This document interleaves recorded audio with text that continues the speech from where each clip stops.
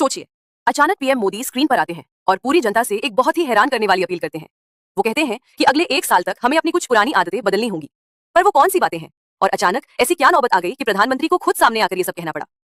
PM Modi ने देशवासियों से अगले 1 साल के लिए कुछ खास संकल्प लेने को कहा है। पहली अपील, जितना मुमकिन हो घर से काम करें। दूसरी, अगले 1 साल तक सोना खरीदने से बचें। तीसरी, पेट्रोल डीजल बचाने के लिए अपनी गाड़ियों के बजाय पब्लिक ट्रांसपोर्ट का इस्तेमाल करें। चौथी, विदेशी प्रोडक्ट्स और फॉरेन ट्रिप्स पर लगाम लगाएं। पांचवी, खेती में केमिकल फर्टिलाइजर छोड़कर नेचुरल फार्मिंग अपनाएं और यहां तक कि घर में कुकिंग ऑयल का इस्तेमाल भी कम करें। अब सवाल आता है, ऐसा क्यों? क्या देश में कोई संकट है? असल में इसकी सबसे बड़ी वजह है दुनिया के अलग अलग कोनों में चल रही जंग। रशिया यूक्रेन और ईरान इजराइल जैसे तनाव की वजह से ग्लोबल मार्केट हिल गया है। भारत अपनी जरूरत का 90% कच्चा तेल और भारी मात्रा में खाने का तेल बाहर से इंपोर्ट करता है। जब हम विदेशी चीजें खरीदते हैं तो हमें डॉलर में पेमेंट करना पड़ता है, जिससे हमारा रुपया कमजोर होता है और महंगाई बढ़ती है। बस इसी आर्थिक चक्र को बचाने के लिए ये अपील की गई है। लेकिन याद रखिए, ये सिर्फ जनता की जिम्मेदारी नहीं है, ये जवाबदेही हर तरफ से होनी चाहिए।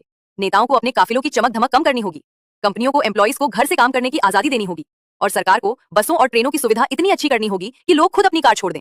अपील एक तरफ से नहीं बल्कि दोनों तरफ से होगी, तभी देश मजबूत बनेगा। आपको क्या लगता है, क्या हम अगले 1 साल तक इन नियमों का पालन कर पाएंगे? अपनी राय कमेंट्स में लिखो।